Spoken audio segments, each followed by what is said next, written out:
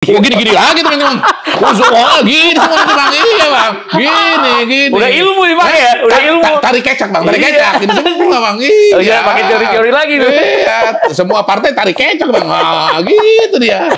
Kalau memang susah hak angket ini dibawa, apalagi tidak mungkin mengubah pemilu. Jadi sebenarnya kemungkinan besar partai-partai yang ada sekarang di Pilpres yang berseberangan dengan 02, kemungkinan seberapa besar kemungkinan gabung dengan 02? Nah, di sisi yang lain kan sebetulnya kita melihat bahwa Partai Nasdem misalnya Pak Surya Paloh udah ketemu dengan Pak Jokowi. Dan menurut saya sih bisa ketemu itu karena memang ada titik temu. Gitu ya. Karena kan begini, mereka ini kan nggak mungkin ketemu dalam situasi seperti ini. Baru menyampaikan pesan masing-masing. Biasanya sudah ada messenger duluan itu. Iyalah. Iyalah. Misalnya begini, dari Pak Surya Paloh ada orang mau ketemu dengan Pak Jokowi. Itu nggak mungkin langsung ke Pak Jokowi, kepada timnya Pak Jokowi dulu. Pasti ditanya, mau ngomong apa, soal apa, gitu kan? Soal ini, gitu kan? Gitu. Lapor dulu kan, gitu. Pak, mau ketemu soal ini, gini. Lalu kemudian dikasih tahu sama Pak Jokowi, kalau begini oke, kan gitu kan? Kalau nggak begitu nggak usah ketemu kan gitu, Bang. Iya. Lihat aja kan pernah lama nggak ketemu. Mungkin selama nggak ketemu karena belum oke itu, belum ACC. Tapi setelah ACC kan bisa ketemu. Gitu Bang. Jadi ketemu itu sebetulnya hanya formalitas saja. Apalagi kalau ketemunya terbuka begitu Bang. Menurut saya kalau ketemunya udah terbuka begitu, artinya sebetulnya ini cuman aja, showcase aja ini, cuman panggung depannya aja, panggung belakangnya udah beres. Kalau belum beres nggak akan terjadi tuh pertemuan terbuka begitu tuh nggak mungkin Bang. Ini kita mengedukasi masyarakat. Harus dong. Ya termasuk mengedukasi. Mulai hari ini kita juga mengedukasi para pengamat politik dan para guru besar juga. Kayaknya terpaksa ya. Terpaksa ternyata. Apa boleh buat? Guru besar cuma judul saja gitu loh. Ternyata ilmunya kecil. Iya Bang. Guru besar judulnya doang, ilmunya kecil. Nah, kemudian kemudian kalau guru kecil aja Bang. Iya. Ilmunya kecil juga. Itu kan Nasdem. Kalau misalnya P3, karena Sandi udah mengatakan dia sangat terhormat apabila bergabung. Betul. Kan begini, Sandi ini kan sebetulnya pendatang baru ya kalau di P3. Jadi kalau kita mau dengar P3 benar, sebetulnya harus dengar dari Pak Ketua Umum ya. Bahkan sebetulnya dari Dewan Pembina atau Zarkasi Nur gitu udah mulai bicara juga gitu, yang kira-kira nadanya sama dengan Sandiaga Uno gitu. Kelihatan kan menolak angket juga kan. Jadi sebetulnya tapi begini, P3 ini kan pada hari ini juga belum bisa ngomong. Ya, karena kan hasil final kan belum. Ya istilahnya menghormati teman koalisi lah ya. Dalam hal ini PDI Perjuangan. Ya, PDI Perjuangannya belum ngomong, belum kelihatan, ya hasilnya juga belum keluar. Ya saya kira P3 ya akan diam dulu soal hak angket ini. Apalagi sebagai sebuah kekuatan politik DPR, mereka kan paling bungsu, garis miring paling kecil. Nah, di antara semua partai politik ini Bang, sekarang Bang, yang paling sibuk itu menurut saya P3. Karena dia riskan banget, tipis banget dia. Kemarin masih 4,09 kan gitu. 4, berapa? Tadi pagi saya lihat 4,000. Itu Bang, hilang satu biji Bang, 4,999. 3,999 nggak lolos ya Bang. Waduh. Iya, jadi P3 itu boro-boro mikirin nasib orang lain, nasib dirinya sendiri aja sangat ditubir jurang Bang gitu. Gitu Bang, kita kan harus lihat dari sisi mereka. Jangan sok-sok menganalisa bahwa ini P3 akan menjadi bagian dari enggak. Saya sih di antara semua pernyataan-pernyataan saya mengatakan P3 itu paling concern pada apa? Pada dirinya sendiri, masuk ke parlemen apa enggak kan gitu. Dan ini P3 ini kalau nggak masuk itu akan mengubah peta suara juga gitu. Karena kursi yang harusnya jatahnya P3 ya, kalau dia lolos PT itu kan otomatis hangus. Dan ini distribusinya bagaimana? Gini-gini lagi teman-teman. Gini semua Bang. Iya Bang. Gini. Udah ilmu nih Bang ya. Udah ilmu. Tarik kecak Bang, tarik kecak. Gini semua Bang.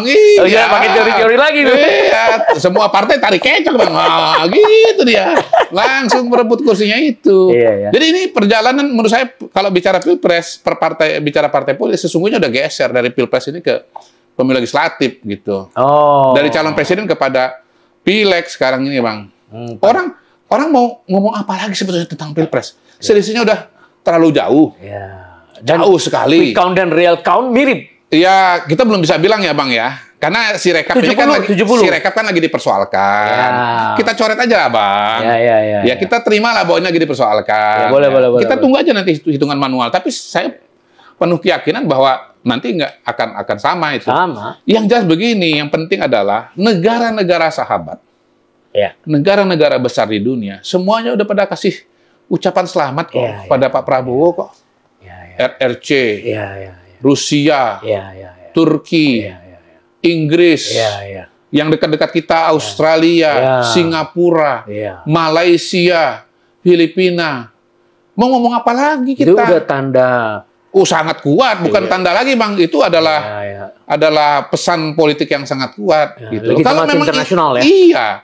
Kalau ini bermasalah, apa mungkin mereka kasih selamat? Nggak mungkin, Bang. Bisa jadi bermasalah dia. Nggak mungkin, iyalah. Kalau dia merasa di sini ada masalah, dia nggak akan kasih ucapan selamat, Bang. Ini semua kasih ucapan selamat karena mereka udah nonton podcast Pangangian gitu. Apalagi sudah direkam guru terbesar sudah di negara ini ya. Oh, ini bener nih kayaknya ya. Oh iya, ini datanya jelas ini. Rawalan kita 2 bulan lalu semua kena sama dia. Bro. Ente tahu nggak ya? Orang-orang kedutaan itu, terutama seksi politik itu, itu mereka ketemu loh dengan para peneliti, pengamat. Mereka nanya, gimana suaranya, gimana trennya, gimana dukungan masyarakat gitu. Dan ini ilmu universal. Emang survei cuma di Indonesia? Enggak, Bos. Enggak, ini ilmu di luar negeri. Seantara dunia sama. Gitu, semua ilmu statistik. Saya ingat kok 2003 saya diwawancara Kompas dan kemudian diwawancara Jakarta Post. Mas Kodari, gimana ini? Kalau nanti hasil surveinya itu salah. Ya saya bilang ya kita nasibnya sama dengan partai politik buram, nggak lolos threshold, kita pemilu berikutnya nggak dipercayai. Tapi saya yakin kok statistik ini mau di Amerika, mau di Indonesia, mau di Afrika, ya sama aja lah.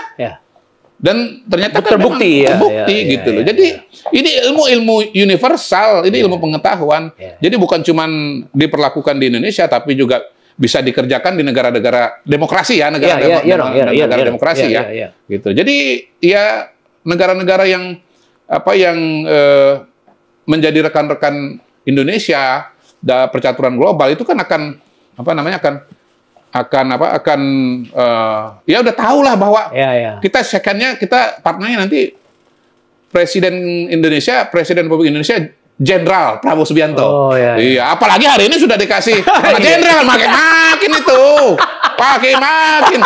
Loh, masih Menhan aja, Letnan Jenderal diterima di Prancis dengan kehormatan kan militer kan gitu. Ya jadi kalau ada orang bilang, wah ini Prabowo bermasalah, negara luar tidak akan menerima. Loh, dia dari Menhan aja sudah diterima dengan penuh kehormatan, apalagi sekarang dia jadi presiden. Jadi sebetulnya bicara legitimasi itu tidak jatuh dari langit, tidak mendadak pada hari ini. Ini suatu proses dan kita ngelihatnya nggak boleh hanya pilpres hari ini saja. Waktu dia jadi Menhan bagaimana? Keliling dunia, ketemu di sana, ketemu di sini. Ya jadi artinya gini Bung. Ini bagus juga, luar biasa nih Anda punya analisis. Ada juga kesan bahwa persahabatan yang mereka sudah jalin itu dulu, sehingga mereka harus buru-buru nyari kepastian dia menang dari segi macam-macam ya statistik. Akhirnya berlomba-lomba juga mereka datang ya. Siapa itu? Contoh misalnya Cina duluan kan kalau nggak salah ya. Iya. Itu kan tanda persahabatan kan itu. Inggris juga menyusul. Betul. Ya kemarin Turki dan segala. Jadi itu maknanya itu apa itu? Ya, mereka ingin menunjukkan kepada membangun hubungan baik dengan Indonesia dan artinya apa? Memang mereka ini melihat Indonesia ini sebagai sebuah kekuatan sosial, politik, ekonomi yang nyata ya, bukan hanya hari ini loh ya, tapi ke depan 2045 gitu. Sebetulnya begitu banyak apresiasi, hemat saya bukan hanya pengakuan pada masa kini, tetapi juga pengakuan pada masa depan. Itu kalau mereka cepat-cepat, kenapa saya ditanya, kenapa cepat-cepat? Loh, soalnya mereka tahu ini orang yang akan mengantarkan Indonesia dan memastikan Indonesia menjadi negara maju tahun 2045. Indonesia akan menjadi negara terkuat nomor 4 secara ekonomi. Apa mereka nggak baik-baik dari sekarang, Bos? Pasti mereka baik-baik, Bos. Mereka mikirnya sampai 20 tahun yang akan datang. Mana ada negara cuma mikir tahun depan atau 2 tahun lagi, nggak ada. Negara tuh proyeksinya tuh 20 tahun, 50 tahun, 100 tahun. Itu, Bang. Jadi mereka ini melihat Indonesia akan jadi negara besar, 4 besar secara ekonomi, 5 besar secara ekonomi, tahun 2045. Nah, proses itu, agenda itu, program itu sudah dikerjakan oleh Pak Jokowi. Begitu mereka lihat Prabowo, oh ini lanjut ini barang. Ya, begitu mereka lihat ada Mas Gibran, oh lanjut lagi nih barang gitu. Iya. Luar biasa. Lanjut lagi nih barang. Oh jadi jangan macam-macam kita main Indonesia, kita baik-baik nih. Iya kan? Kita baik-baik. 2045 dia negara besar dia, negara maju dia. Harus kita dekat dari sekarang. Kita harus deketin dari sekarang, gitu loh. Kalau mau dekat-dekat nanti kan udah terlambat, gitu Bang. Jadi ya menurut saya kita wawasannya juga harus diperluas ya. Gitu. Jadi ya dengan adanya Pak Prabowo diberikan jenderal kehormatan itu juga. Gimana dampaknya itu terhadap dia sendiri sebagai person? Pasti kan ada semacam apa? Saya kira pasti terharu sekali, Bang. Iya. Jangankan beliau, saya aja terharu kok membaca berita itu. Luar biasa. Perjuangan Pak Prabowo mengalami jatuh bangun, karir militer gitu kan. Akhirnya mencapai puncaknya. Mencapai puncaknya. Dan bintang 4 disematkan oleh Pak Jokowi. Wah, yang mantap tuh bukan cuma ini ya Bang dipasangnya. Puk gitu Bang. Itu Bang. Memang. Mantep banget Bang. Ekspresinya itu. Iya Bang. Luar biasa. Pak Jokowi membongkar rahasianya bahwa ini tahun 2022 sudah dikasih bintang. Jadi ini implementasinya ini dibikin sekarang setelah pemilu. Jadi artinya apa? Coba kita bayangkan dulu ketika si Anies menilai dia 1:11 dan si Ganjar menilai dia 11/100 Bang. 100. Ini bawa 10. Sementara Presiden menilai dia bintang maha tinggi dan aduh luar biasa orang ini. Berarti nggak tahu dia rahasianya. Betul Bang. Jadi Pak Prabowo kan kalau ditanya apa kontribusinya, hemat saya sebetulnya ya besar lah ya. Pertama dia kan membangun postur Kopassus. Dia juga membangun Kopassus menjadi pasukan elit yang sangat disegani. Punya prestasi internasional loh. Waktu membebaskan sandera di Mapenduma di Papua. Dan waktu itu Kopassus dibandingkan dengan Special Forces terkenal dari negara-negara lain, dibandingkan dengan SAS dari Inggris, dibandingkan dengan Jerman, saya lupa namanya apa gitu, Navy SEAL segala macam gitu. Kemudian pertama kali Indonesia menginjakkan kaki di puncak Kartens, di bukan Kartens, gunung tertinggi di dunia Himalaya. Kartens ya, Himalaya ya, itu kan Kopassus dan Pak Prabowo yang menjadi pelopornya gitu. Dan yang jelas begini sih, kalau saya pribadi nih ya, menurut saya memang sangat layak diberikan tanda kehormatan dan jasa yang luar biasa. Karena apa? Peran beliau itu loh dalam penanganan COVID loh, yang banyak orang nggak menyadari bahwa beliau bagian dari pemerintahan sebagai mantan calon presiden yang punya masa begitu banyak, pendukung begitu banyak, itu mendukung penuh proses pemulihan COVID oleh Pak Jokowi ya. Seandainya beliau waktu itu tidak bergabung dengan Pak Jokowi atau misalnya di pemerintahan tapi kemudian balelo, lalu kampanye dia mengeluarkan pernyataan menolak vaksin, menolak PSBB, lalu rakyat keliaran tanpa imunitas yang tinggi, terjadi tingkat penularan yang tinggi, rumah sakit kewalahan, banyak yang mati karena tidak tertangani Bang. Nah itu harus disadari bahwa itu menyelamatkan nyawa banyak orang dan menyelamatkan ekonomi Indonesia. Sehingga ekonomi Indonesia menjadi salah satu yang terbaik di dunia pada hari ini. Itu saja hemat saya sudah sangat menjustifikasi Pak Prabowo untuk mendapatkan bintang ini ya, penghargaan dari Presiden.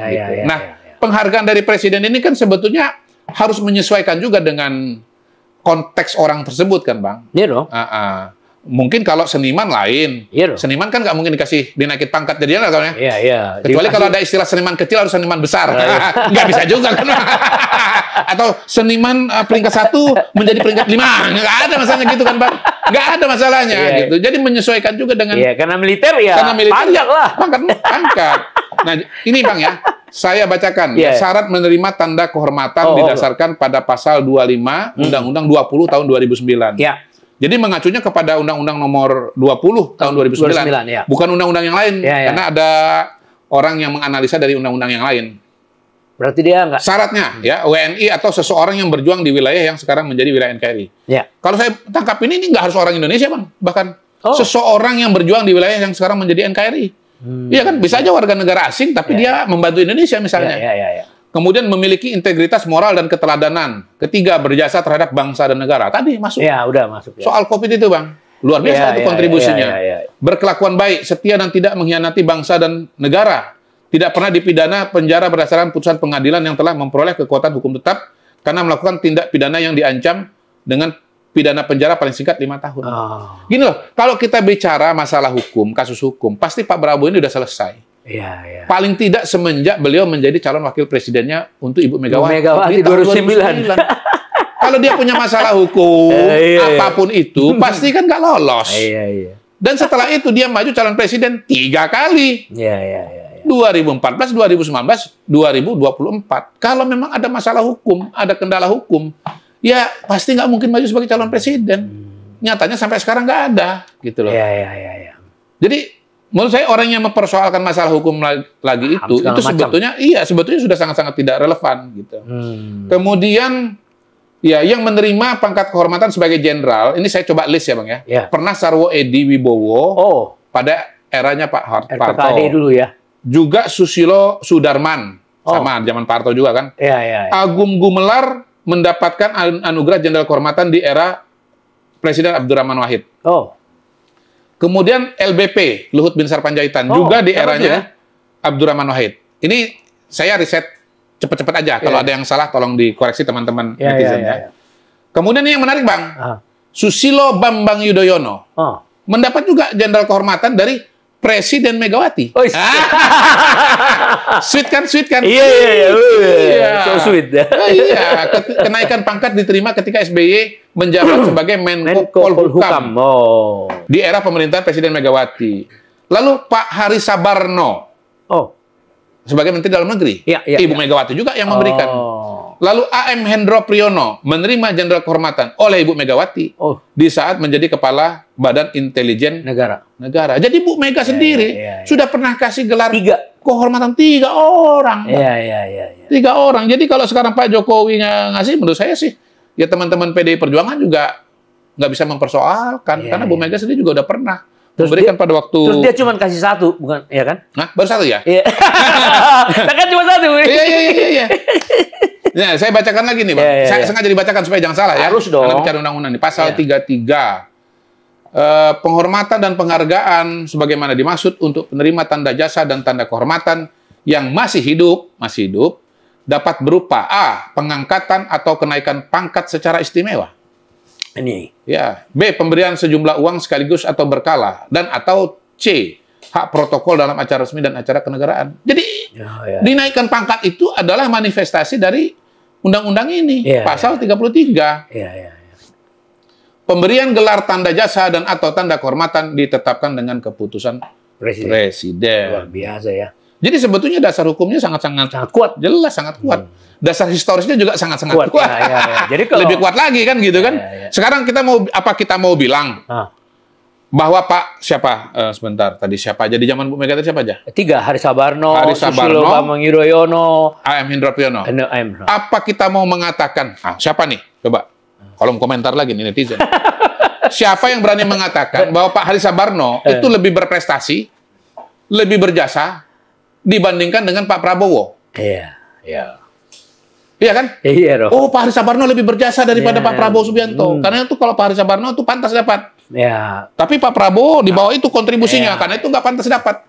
Saya yakin sih kalau Pak Hari Sabarno itu kontribusi Pak Prabowo itu nggak kalah lah. Ya, terutama dengan COVID tadi. Saya nggak bilang lebih tinggi ya.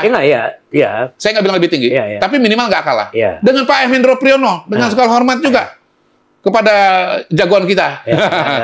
Jagoan kita. Nggak kalah juga ya. Dan ngomong-ngomong Pak Hendro Priyono adalah guru besar yang ilmunya juga besar. Beliau termasuk yang di awal juga mengatakan sekali putaran juga dia menang ini, Prabowo menang ini.